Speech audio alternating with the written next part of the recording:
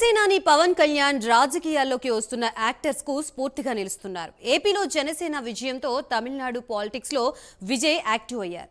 తమిళ వెట్రి కజగం పేరుతో విజయ్ పార్టీ పెట్టారు. పార్టీ జెండాని ఆవిష్కరించారు. 2026 ఎన్నికలే టార్గెట్ గా విజయ్ ఎన్నికల వ్యూహం రచిస్తున్నారు. ఇక ఎన్నికల్లో జనసేన అధినేత ఫాలో అయిన వ్యూహాల్నే విజయ్ అనుసరించనున్నారు.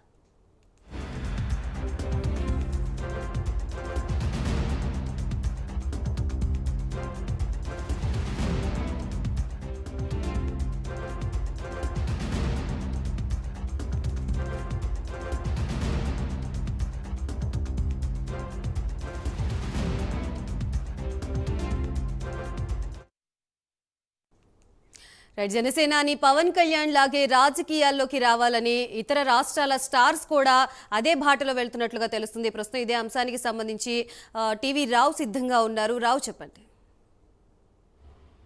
గాయత్రి, తమిళనాడు గడ్డపై మరో పార్టీ, రాజకీయ పార్టీ తెరపైకి వచ్చింది. ఈ పార్టీ తమిళంలో క్రేజీ హీరోగా ఉన్నటువంటి విజయ్ దళపతి ఈ పార్టీని ఆవిష్కరించారు. ఈ పార్టీ వ్యవస్థాపకుడు కూడా విజయ్ దళపతేను.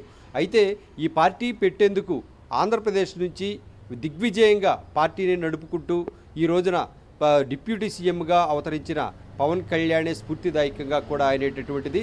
ఆయన పార్టీ జెండా ఆవిష్కరణ సందర్భంగా ఆయన మాట్లాడిన కొన్ని వాక్యాలను మనం గమనిస్తే కనుక ఇది ఖచ్చితంగా పవన్ స్ఫూర్తితోనే తాను కూడా పార్టీ పెట్టాడా అనేటటువంటి ఆలోచనలు అందరిలో రేకెత్తుతుంటాయి. అయితే పవన్ ఏదైతే ఇటువైపు విజయ్ దళపతి పెట్టినటువంటి పార్టీ గురించిన పూర్వాపరాలను మనం పరిశీలిస్తే ఆయన ఈ సందర్భంగా పార్టీకి సంబంధించిన జెండాని కూడా ఆవిష్కరించారు. పనయూరులోని ఆయన కార్యాలయంలో ఈ జెండా ఆవిష్కరణ జరిగింది.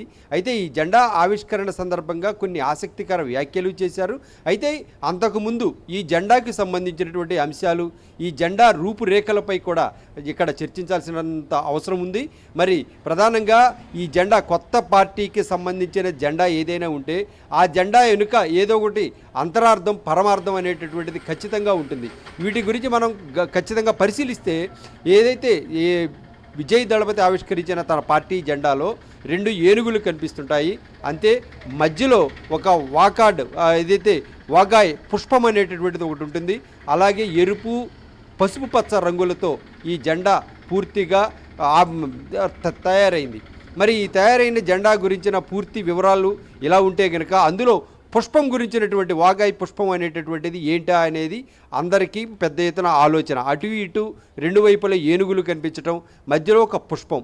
ఆ పుష్పాన్ని చిహ్నంగా ఆ పుష్పం ఏంటంటే కనుక గతంలో చరిత్రను చూస్తే కనుక పాండ్యులు, చోళుల కాలంలో ఎవరైతే యుద్ధంలో విజయబేరి మోగించి వస్తారో, సైనిక భూమి నుంచి విజయబేరి మోగించి వచ్చినప్పుడు ఆ వాగాయ్ పుష్పం ద్వారా వారికి స్వాగత సత్కారాలు చేసి సన్మానిస్తారన్న ఇటువంటి ప్రక్రియ ఆ రోజుల్లో జరిగేటటువంటిది.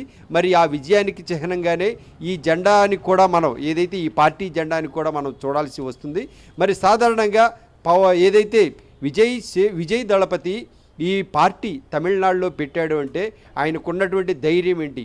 ప్రస్తుతం ఉన్నటువంటి పరిస్థితుల్లో ఏదైతే తమిళనాడు గడ్డ మీద జయలలిత తర్వాత కూడా ఎవరు కూడా రాజకీయంగా పెద్దగా సక్సెస్ అయినటువంటి పరిస్థితి అయితే లేదు.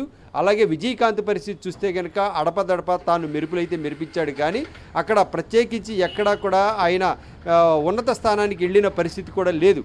అయితే ఇటువంటి పరిస్థితుల్లో తమిళనాడు నుంచి ఆల్రెడీ రజనీకాంత్ పార్టీ పెట్టారు. మరి ఆ పార్టీ ఏమైందో అందరికీ తెలుసు. మరి ఇటువైపు కమల్ హాసన్ కూడా పెట్టినటువంటి పరిస్థితి, మరి ఆ పార్టీ ఏమైందో తెలుసు. కానీ ఇక్కడ వినూత్నంగా పవన్ కళ్యాణ్ స్ఫూర్తిగా పవన్ కళ్యాణ్ ఏదైతే ఎన్నికల సందర్భంగా ఉటంకించినటువంటి వ్యాఖ్యానాలు ఏవైతే ఉన్నాయో వాటినే ఇటువైపు విజయ్ దళపతి కూడా స్వీకరించడం, అందుకు అనుగుణంగానే పార్టీ పనయూరు ఆఫీసులో తను పార్టీ జెండా ఆవిష్కరణ సందర్భంగా వాడినటువంటి కొన్ని వ్యాఖ్యలు ఇక్కడ మనం గమనిస్తే కనుక పవన్ కళ్యాణ్ ఎన్నికల సందర్భంగా అన్నటువంటి వ్యాఖ్యలు 2 ఒకటిగానే ఉన్నాయి. అంటే దీన్ని బట్టి చూస్తే 100% పవన్ కళ్యాణ్నే స్ఫూర్తిగా తీసుకున్నారనేటటువంటిదే ఇక్కడ మనం గమనించాలి. సాధారణంగా విజయ్ దళపతికి తమిళనాట పెద్ద క్రేజ్ ఉన్నటువంటి హీరో. ఈ కమల్ హాసన్, రజనీకాంత్ తర్వాత తనకున్నటువంటి క్రేజీ ఫాలోయింగ్ ఇంత అంతా కాదు. తన సినిమాలు బాక్సాఫీస్ దగ్గర ఫ్లాపులు అయినా కూడా కాసుల పరంగా కనకవర్షం కురిపించేటటువంటి క్రేజీ అతను సొంతం. మరి ఇటువంటి పరిస్థితుల్లో ఇప్పటి వరకు కళతో అందరినీ ప్రేక్షకుల్ని ఆదరించారు, ప్రేక్షకులు తనను ఆదరించారు.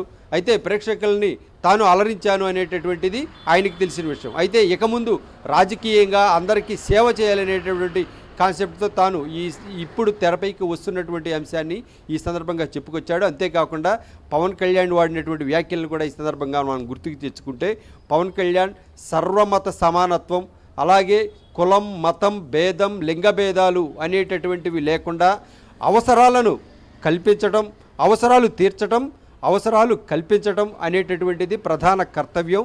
ఈ విషయంలో ఎవరికి కూడా చిన్న పెద్ద లింగ భేద సారూప్యత అనేది ఉండదు. అది ఈ కాన్సెప్టు ఇవే మాటలు ఆ రోజున పవన్ కళ్యాణ్ కూడా ఎన్నికల ప్రచారంలోనూ అలాగే తను పార్టీ పెట్టినప్పుడు కూడా అన్నటువంటి మాటలు.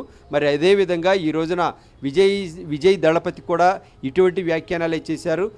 మరి దీన్ని బట్టి చూస్తే పవన్ కళ్యాణ్ ఈ రోజున ఇక్కడ పార్టీ పెట్టారు, కష్టపడి ఎన్నో అవాంతరాలు ఎదుర్కొన్నారు, అవమానాలు ఎదుర్కొన్నారు, చివరకు నిలిచాడు. ఇప్పుడు డిప్యూటీ సీఎంగా ఆంధ్రప్రదేశ్ ప్రజలకు చేరువయ్యారు. మరి అదే విధానాన్ని ఇటువైపు పవన్ కళ్యాణ్ ఏదైతే చేశారో అదే విధానంలో ఈ రోజున విజయ్ దళపతి కూడా అవతరిస్తారా అంటే మరి ఆ విధానాలకి రాజకీయంగా ఇంకా ఎన్నో పోరాటాలు చేయాల్సి ఉంది, మరి ఇంకా ఎదగాల్సి ఉంది. ఆయన పెట్టుకున్నటువంటి తమిళ వెట్రి కజగం అనేటటువంటి తన పార్టీ మరి పెట్టాడు అంటే కనుక ఇందుకు పవన్ కళ్యాణ్ స్ఫూర్తి ఉందనేటటువంటిది ఈ వ్యాఖ్యానాలు, ఆయన ప్రసంగించిన ప్రసంగాలు వీటన్నిటిని చూస్తే మనకు అర్థమవుతుంది. ఇది ఏదైతే తమిళనాడులో ఈ మధ్య కాలంలో పెట్టినటువంటి పార్టీలు అయితే కనుక సక్సెస్ కాలేదు. కానీ ఇప్పుడు ఈ వ్యాఖ్యానాల్లో చూస్తే పవన్ కళ్యాణ్ స్ఫూర్తిగానే ఇప్పుడు ఈ విజయ్ దళపతి పార్టీ పెట్టి తెరపైకి వచ్చారనేటటువంటిది ఇక్కడ మనకి స్పష్టంగా అర్థమవుతుంది. Gayatri. Right, thank you TV Rao.